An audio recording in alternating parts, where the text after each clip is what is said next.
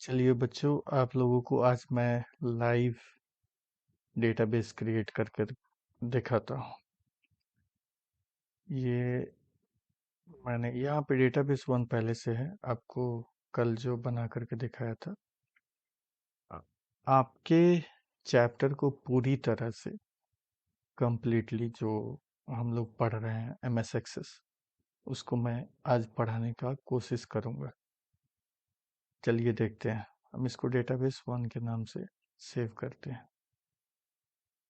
और यहाँ पे क्रिएट बटन को क्लिक करते हैं। ये उस फाइल को रिप्लेस करके एक नया डेटाबेस बन गया। हमने आज पढ़ा था कि टेबल में डिज़ाइनिंग जब करते हैं तो किस तरह के डेटा के टाइप्स होते हैं और क्लास होते हैं। देखिए, इसको यहाँ पे क्लिक करने से ये डिज़ाइन व्यू में चला जाएगा। डिज़ाइन व्यू में जाने से पहले ये पूछ रहा है कि इस टेबल को किस नाम से सेव करना है।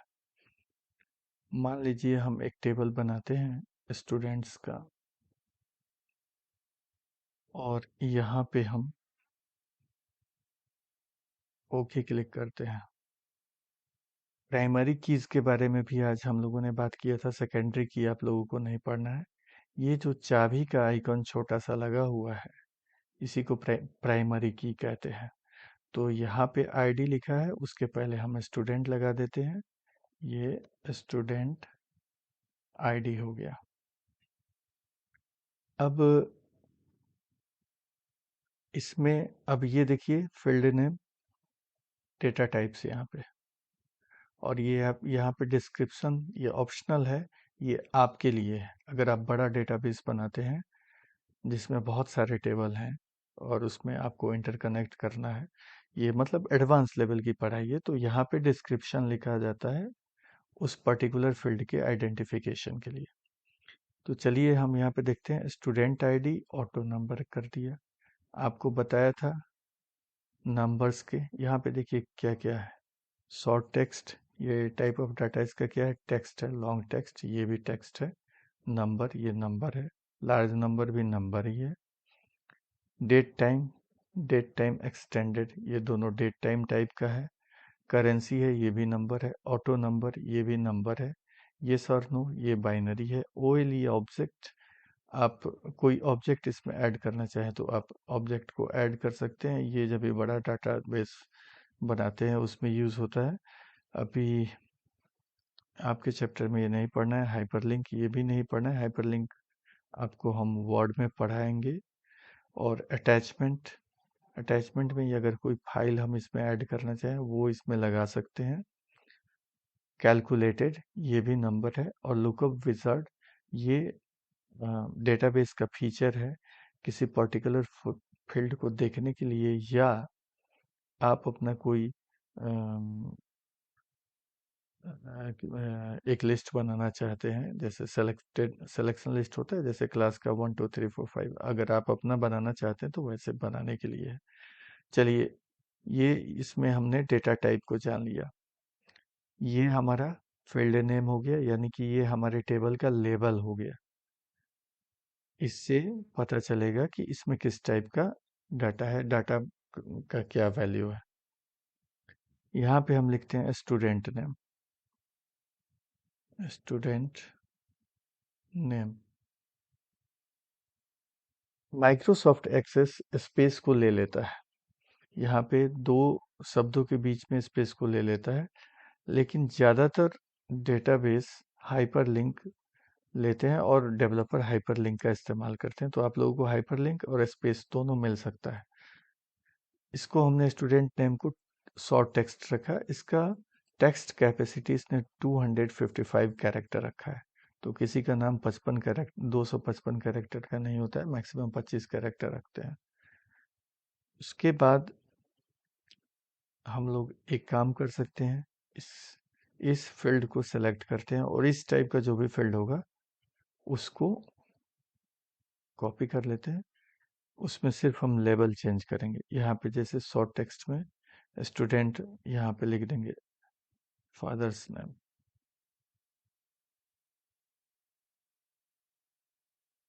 अब उसके बाद में यहाँ पे एड्रेस, एड्रेस बाय डिफ़ॉल्ट इसका 255 ही रहने देते हैं, इसमें फुल एड्रेस आ जाएगा।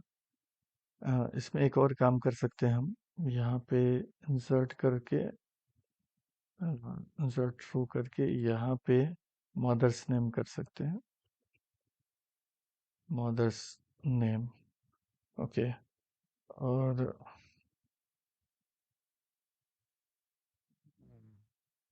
एड्रेस हो गया। उसके बाद date of birth, date of birth. Okay. इसका हम यहाँ पे कर देते हैं शॉर्ट टेक्स्ट, इसको कर देते हैं डेट एंड टाइम। उसके बाद आ जाता है यहाँ पे डेट ऑफ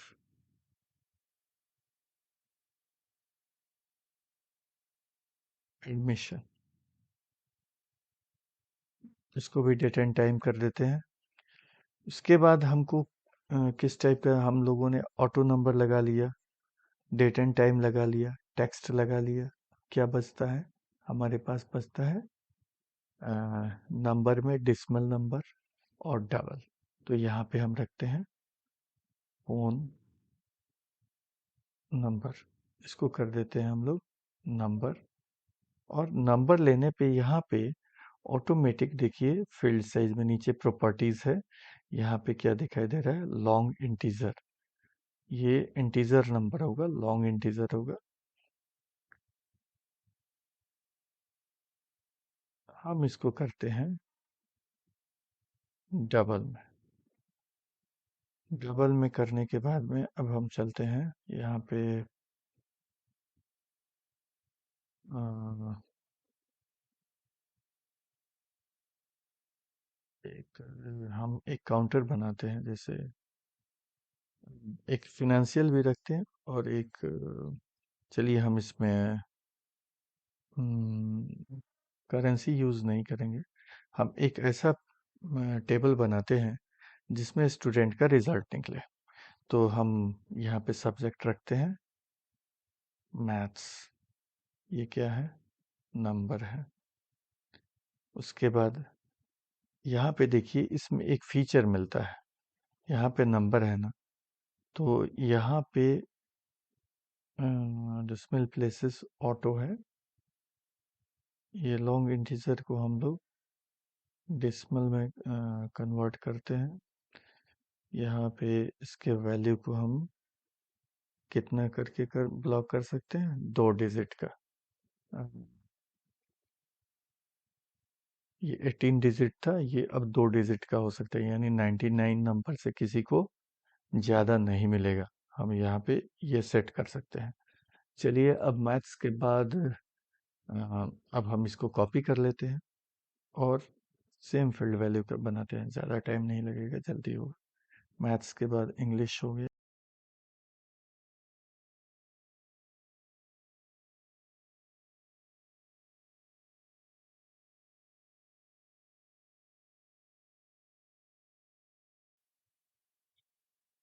500 नंबर का हमारा एग्ज़ाम हो गया। अब इसमें हम यहाँ पे कर देते हैं इसको, ये मार्क्स ऑब्टेन्ड, ये मार्क्स हो गया। अब हमको परसेंटेज निकालना है, एक कैलकुलेटेड फील्ड निकालते हैं। हम पहले इस डेटाबेस को सेव करते हैं, कंट्रोल एस क्लिक करके, ये या यहाँ पे जो आइकन बना है इसको क्लिक करेंगे। सेव कर लिया। अब यहाँ पे हम लोग एक फील्ड बनाते हैं, उसका नाम रखते हैं मार्क्स। टोटल मार्क्स, ये ऑब्टेन्ड मार्क्स के लिए ही बन रहा है, इसलिए ऑब्टेन्ड लिखने का ज़रूरत नहीं है, यहाँ पे अंडरस्टूड है। यहाँ पे हम लगाएंगे कैलकुलेटेड फील्ड। अब देखिए फॉर्मूलाज कैसे लगाए जाते हैं माइक्रोसॉफ्ट एक्सेस में, उसके बारे में यहाँ पे ऊपर बताया हुआ है, हिंट दिया हुआ है। आप यहाँ पे जाएंगे, आपको जिन फील्ड्स के साथ में मैथमेटिकल रिलेशन बनाना है उन फील्ड को सेलेक्ट करेंगे और आप मैथमेटिकल ऑपरेटर्स को यूज़ करेंगे। इसमें इज इक्वल टू लिखने का ज़रूरत नहीं है, हम सीधा फील्ड को सिलेक्ट करेंगे। मैथ को सिलेक्ट किया, प्लस सिंबल, उसके बाद हमने संस्कृत को सिलेक्ट किया, प्लस सिंबल, साइंस को सिलेक्ट किया, प्लस एसएसटी, प्लस इंग्लिश। अब इसको हमने ओके कर दिया। अब ये हमारा फील्ड बन के तैयार हो गया। हमने चारों तरह के इम्पोर्टेंट, ये बोल रहा है सेव करने के लिए, यस करेंगे। ये हमारा टेबल तैयार हो गया। अब डेटाबेस के अंदर टेबल हमने बना लिया। उस समय हम लोग जब भी ये पढ़ रहे थे तो वहाँ पे हमें यहाँ पे 4 ऑप्शन दिखाई दे रहा था। Home, create, external data and database tools. और ये हेल्प जो है ये माइक्रोसॉफ्ट का अपना अलग से दिया हुआ है, ये ऑनलाइन है, इसको हम भूल जाते हैं, ये नहीं है। ये 4 इसमें इम्पोर्टेंट फील्ड है। तो होम में चलते हैं और समझते हैं कि होम में क्या है। इसको अब यहाँ पे देखिए ये क्या क्या है। व्यू ऑप्शन है, इसको जब हम यहाँ पे क्लिक करेंगे तो इसमें हमारे सामने जो भी ऑब्जेक्ट रहेगा उस वो किस तरह का दिखना चाहिए, डेवलपर व्यू में दिखना चाहिए या डिज़ाइन व्यू में दिखना चाहिए। तो यहाँ पे डाटा सीट व्यू है, ये डिज़ाइन व्यू है, ठीक है। उसके बाद यहाँ पे कट कॉपी पेस्ट क्लिपबोर्ड में वैसा ही है जैसे एमएस वर्ड में होता है। यहाँ पे फ़िल्टर का ऑप्शन दिया है, ये बिल्कुल वैसा ही होता है जैसे आपने पहले एक्सेल में पढ़ा हुआ है।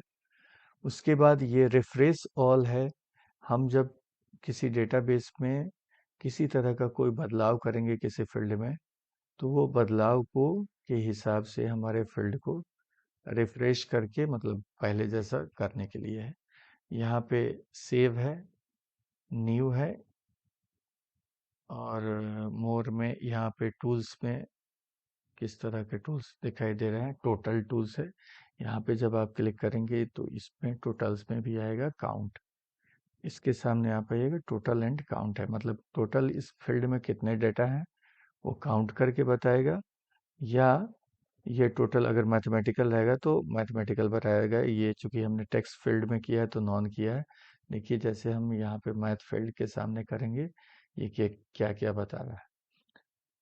सम यानी कि जोड़ करके, एवरेज सबका एवरेज निकाल देगा कि एवरेज सबको मैथ में कितना, मतलब एक कक्षा में एवरेज कितना, मैथ में कितना नंबर आया। काउंट निकाल देगा कितने लोगों ने पार्टिसिपेट किया है। मैक्सिमम यानी कि सबसे ज़्यादा किसको आया है, मिनिमम सबसे कम किसको आया है, सबसे ज़्यादा नंबर कौन सा है और सबसे कम नंबर किसको आया है। स्टैंडर्ड डिविएशंस और वेरिएंसेस, ये आपने ये सारी चीज़ें मैथमेटिक्स में पढ़ी होंगी। चलिए अब हम आगे चलते हैं इंग्लिश, सॉरी, इसमें भी ये भी फील्ड चूंकि हम लोगों ने डिसिमल वैल्यू सेट किया है तो इस फील्ड में भी ये सेम दिखाएगा। अब आगे आते हैं, इसमें गो टू, और ये टेक्स्ट पर्सनलाइजेशन बटन है। जैसे हम यहाँ पे कुछ किसी डाटा, किसी का डाटा फीड करते हैं, मान लीजिए मैंने यहाँ पे एक काल्पनिक नाम है, मुझे नहीं पता है ये किसका नाम है, आदर्श कुमार राय, एक नाम इस पे डाला और इस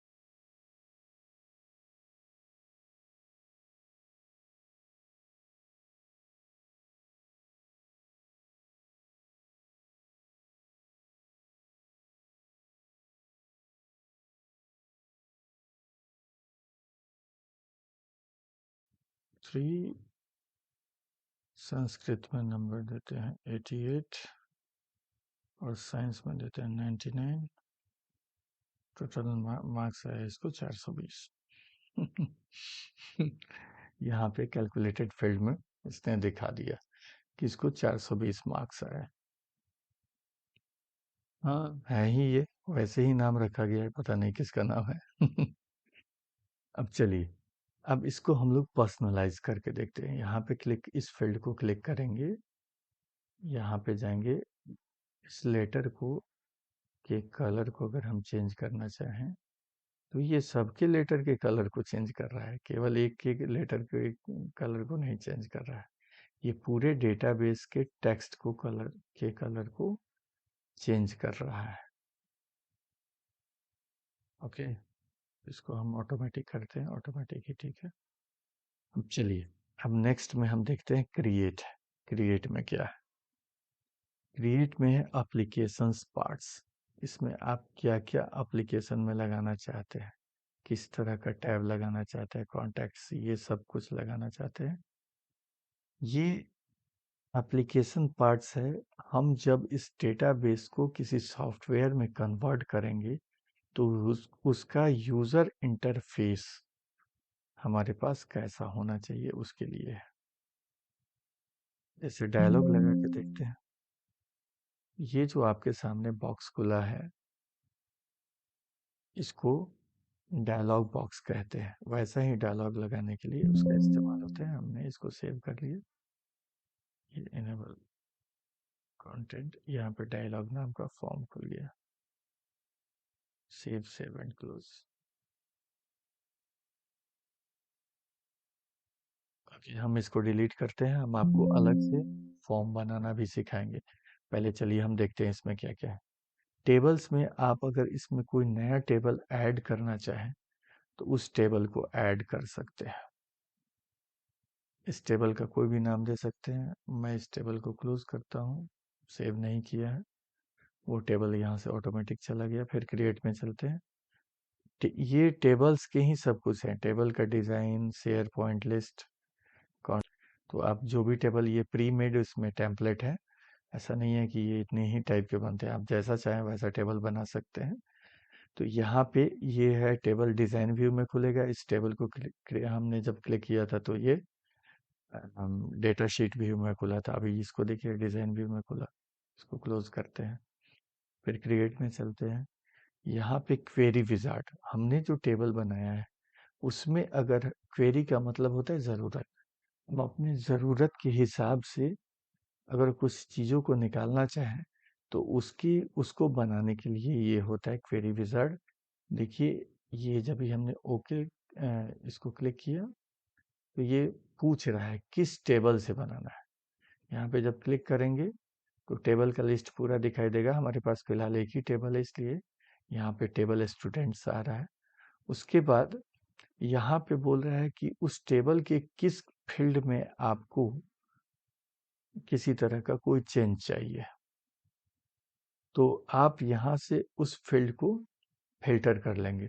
चूंकि स्टूडेंट आईडी आपका प्राइमरी की लगा हुआ फील्ड है, इसलिए इसका होना जरूरी है। इसके बिना आप किसी भी फील्ड को सेलेक्ट करते हैं और कोई फंक्शन करते हैं तो अगर क्रॉस टेबल क्वेरी होता है या किसी और तरह का ऐसा क्वेरी होता है तो उसमें गलतियां हो सकती हैं, एरर आ सकते हैं। हम लोग बोलते हैं ना, मशीन से गलती नहीं होती है, कभी कभी मशीन भी गलती करता है। यहाँ पे आकर के कंप्यूटर भी गलती करता है। चलिए हम आगे देखते हैं और इसको नेक्स्ट बटन क्लिक करके मॉडिफाई द क्वेरी डिजाइन, इसको फिनिश करते हैं। ये देखिए, हमने डिजाइन व्यू में क्वेरी को खोल लिया। अब इसमें हमने और फील्ड को तो ऐड नहीं किया है, क्योंकि इस टेबल को हमने यहाँ पे ऐड कर लिया है। तो अब हम अगर चाहें यहाँ से किसी फील्ड को सिलेक्ट करना तो यहाँ से हम सिलेक्ट कर सकते हैं डायरेक्ट। उस तरह से हम लोग इसमें क्वेरी बिल्ड कर सकते हैं। क्वेरी कैसा बिल्ड करना है ये हम जब आपके इसको हम बाद में आगे चल करके आपको बताएंगे। पहले आपको ओवरव्यू आज दिखा देते हैं यूजर इंटरफेस माइक्रोसॉफ्ट एक्सेस का। ये स्टूडेंट क्वेरी सेव हो गया है, चूंकि हमने इसको विजार्ड से बनाया है। हम इसको डिलीट करते हैं, फिर से चलते हैं क्रिएट में और देखते हैं ये क्वेरी डिजाइन है। और क्वेरी डिजाइन जब क्लिक कीजिएगा तो ब्लैंक क्वेरी आपके सामने आएगा। यहाँ पे कोई टेबल नहीं होगा। अब टेबल यहाँ पे है नहीं तो टेबल हम ऐड कहाँ से करेंगे? यहाँ पे ऐड टेबल करके आप एक टेबल ऐड कर सकते हैं। ऐड टेबल हमने क्लिक किया, हमारे सामने यहाँ पे टेबल का लिस्ट शो होने लगे। हमारे पास चूंकि एक ही टेबल है तो यहाँ पे एक ही टेबल दिखाई देगा। यहाँ से हम टेबल को उठा के ड्रैग एंड ड्रॉप कर देंगे, ये टेबल आ जाएगा इसके अंदर। चलिए इसको अब हम क्वेरी को क्लोज करते हैं, सेव नहीं करेंगे, यहाँ पे कोई क्वेरी नहीं है। क्रिएट में आगे चलिए देखते हैं क्या है। ये फॉर्म है, जब भी हमने क्लिक किया तो इसने ऑटोमेटिक हमारे टेबल से डाटा को ले लिया। ये चूंकि इसमें ऑटोमेटिक सेव है, मैं इसको सेव नहीं करता हूँ, नो करते हैं। टेबल बनाना भी आपको सिखाएंगे। ये फॉर्म डिज़ाइन है और ये ब्लैंक फॉर्म है। ये फॉर्म लिया हमने, जो अभी फिलहाल करंट में जो टेबल खोला था उस टेबल का डाटा लेगा। अगर यहाँ पे और दूसरा कोई और टेबल होता, उसको फिलहाल में खोला होता और उसको क्लोज किया होता और फॉर्म पे क्लिक करता तो ऑटोमेटिक उस टेबल को सेलेक्ट करता। फॉर्म डिज़ाइन में हम जब जाएंगे तो हमारे सामने ब्लैंक फॉर्म डिज़ाइन व्यू में आएगा। यहाँ पे कुछ नहीं है, बिल्कुल खाली फॉर्म है। इसको जब हम व्यू में देखेंगे तो ये बिल्कुल खाली फॉर्म देखेगा। हम डिज़ाइन व्यू में आते हैं, यहाँ पे नीचे देखिए स्टेटस बार में ये डिज़ाइन व्यू है, ये डेटा शीट व्यू है। ये डेटा शीट व्यू में दिखेगा, बिल्कुल डेटा शीट की तरह। और ये फॉर्म व्यू है, नहीं सॉरी, ये लेआउट व्यू है। इसमें हम लोग अपने हिसाब से इसको सजा सकते हैं। और ये डिज़ाइन व्यू है, मेरा सबसे फेवरेट डिज़ाइन व्यू है। डिज़ाइन व्यू में काम करने पे सबसे अच्छी सहूलियत ये होती है कि हमारे सामने ये ग्रिड लाइंस बने होते हैं, जिससे हमको अपने ऑब्जेक्ट को सेट करने के लिए मेजरमेंट का सब कुछ मिल जाता है। यहाँ लेआउट व्यू में ऐसा कुछ होता नहीं है, वहाँ पे आप चीज़ों को आप अपने हिसाब से सेट कर सकते हैं। इंजीनियरिंग के लिए ये अच्छा है और ग्राफिकल डिज़ाइनिंग के लिए ये व्यू अच्छा माना जाता है। हम लोग डिज़ाइन व्यू में काम करते हैं। उसके बाद यहाँ पे अब टेबल नहीं है, तो टेबल ऐड करने के लिए हम क्या करेंगे, इसके फॉर्म डिज़ाइन में चलेंगे। यहाँ पे ऐड एग्जिस्टिंग फील्ड क्लिक करेंगे। हमारे सामने यहाँ पे फील्ड लिस्ट में यहाँ पे टेबल दिखाई देने लगा। यहाँ पे शो ऑल टेबल्स करेंगे तो हमारे सामने ये टेबल आ गया। पूरे टेबल को नहीं ऐड कर सकते हैं, यहाँ पे एक एक फील्ड को हम लोग को ड्रैग एंड ड्रॉप करना होगा। अपने हिसाब से ड्रैग एंड ड्रॉप करेंगे। ओके, इसको क्लोज करते हैं, हम सेव नहीं करेंगे। नेक्स्ट व्यू देखते हैं इसमें क्या है। ये ब्लैंक फॉर्म है, ये फॉर्म व्यू में आएगा, वैसा ही है, सेम चीज है। आप यहाँ से उठा करके डाल सकते हैं। ये लेआउट व्यू में है, आप यहाँ से डाल सकते हैं। चलिए हम इसको क्लोज करते हैं, हमको ये नहीं चाहिए, अभी इसको बंद कर। यहाँ पे फिर से क्रिएट में चलते हैं। अब ये फॉर्म में है फॉर्म विजार्ड, जैसे क्वेरी विजार्ड था कि टेबल सेलेक्ट करना, उसमें फील्ड सेलेक्ट करना अपने मर्जी के हिसाब से, वैसा हो जाएगा। या नेविगेशन में आइए, उसके बाद नेविगेशन के बाद ये वर्टिकल टेबल्स, ये सब आपको आगे चल के पढ़ाएंगे। मोर फॉर्म्स में मल्टी आइटम्स, आप एक साथ कई फॉर्म लगा सकते हैं इसमें। डेटा शीट, स्प्लिट फॉर्म, एक स्प्लिट फॉर्म आपको बना के दिखाते हैं, सबसे आसान होता है। देखिए ये सबसे आसान फॉर्म होता है। चलिए इसको क्लोज करते हैं और क्रिएट में क्या है देखते हैं। क्रिएट में रिपोर्ट बनाना, रिपोर्ट डिजाइन, यानी कि मान लीजिए यहाँ पे स्टूडेंट का तो हमने डेटा फीड कर दिया, फॉर्म बना करके हमने डेटा फीड करने के लिए एक यूज़र इंटरफेस बना दिया। लेकिन अब रिजल्ट प्रिंट करना है तो ये प्रिंट करने के ये सारे ऑप्शन है, ये आपको बताएंगे। और उसके बाद मैक्रोज है, मॉड्यूल्स है, क्लास मॉड्यूल्स है, विजुअल बेसिक है, ये इसका प्रोग्रामिंग पार्ट है, ये आपको कोडिंग का पार्ट है। अगर आपको ज़रूरत पड़ी तो ये भी बताएंगे। अब आगे चलते हैं एक्सटर्नल डाटा में। हम डेटा सोर्स डिफाइन करके कहीं से हम डाटा मंगा सकते हैं, एक्सेल से, एचटीएमएल से, एक्सएमएल से, टेक्स्ट फाइल से भी, डाटाबेस से भी मंगा सकते हैं। ये इतने तरह के डाटाबेस को सपोर्ट करता है। एज्योर डेटाबेस और डीबीएस फाइल को भी करता है, एक्सेस को भी करता है, स्क्यूएल को करता है। ऑनलाइन ये शेयर पॉइंट और अदर डेटा सर्विस को भी करता है। और फ्रॉम अदर सोर्स ये ओडीबीसी डेटा बेस, जो डेटाबेस हम लोग विजुअल बेसिक्स में सॉफ्टवेयर डेवलप करते हैं, उसके डेटाबेस को भी ये सपोर्ट करता है और आउटलुक फोल्डर के भी डेटाबेस को ये सपोर्ट करता है। हम कहीं से भी डेटाबेस को मंगा सकते हैं। उसके बाद अगर आपने पहले से कोई प्रोजेक्ट सेव किया है, उस प्रोजेक्ट से भी आप मंगा सकते हैं। हमने कोई प्रोजेक्ट सेव नहीं किया है, इसलिए कोई एक्सपोर्ट भी नहीं किया है, कोई इंपोर्ट भी नहीं किया है, हम यहाँ से नहीं मंगा सकते। इसको क्लोज करते हैं। ये सेव्ड एक्सपोर्ट्स, हमने जो एक्सपोर्ट किया है डेटाबेस को अगर इंपोर्ट करते हैं उसको यहाँ पे सेव करना चाहें तो सेव कर सकते हैं। लिंक टेबल मैनेजर, अगर हम इस डेटाबेस को किसी और टेबल के साथ लिंक करना चाहें तो हम यहाँ पे लिंक कर सकते हैं। क्योंकि हमारे पास एक ही टेबल है, देखते हैं ऐड करके। डेटा सोर्स नेम एक्सिम, उस डेटाबेस का नाम पूछ रहा है कि क्या है, उसका एड्रेस पूरा पूछ रहा है। ये क्या होता है ये भी आपको पढ़ाएंगे और ये भी आपको बताएंगे। चलिए अब आगे चलते हैं। सेम उसी तरह से जैसे इंपोर्ट का है, यहाँ पे एक्सपोर्ट का है कि हम उसको किस चीज़ में एक्सपोर्ट करना चाहते हैं, टेक्स्ट फाइल में, पीडीएफ में, एक्सेल में, वर्ड मैनेजर में, वर्ड मर्ज में, या और यहाँ पे वर्ड में, शेयर पॉइंट लिस्ट में, ODBC, XML, HTML document, DBS file में, एक्सेस फाइल में, किस में हम एक्सपोर्ट करना चाहते हैं वो हम अपने यहाँ से ऑब्जेक्ट के डेटा को एक्सपोर्ट कर सकते हैं। डेटाबेस टूल्स में चलते हैं। कॉम्पैक्ट एंड रिपेयर डेटाबेस, ये हमारे पास डेटाबेस के लिए डेवलपर टूल्स हैं। ये माइक्रो जब भी बिल्ड करते हैं उसके लिए है।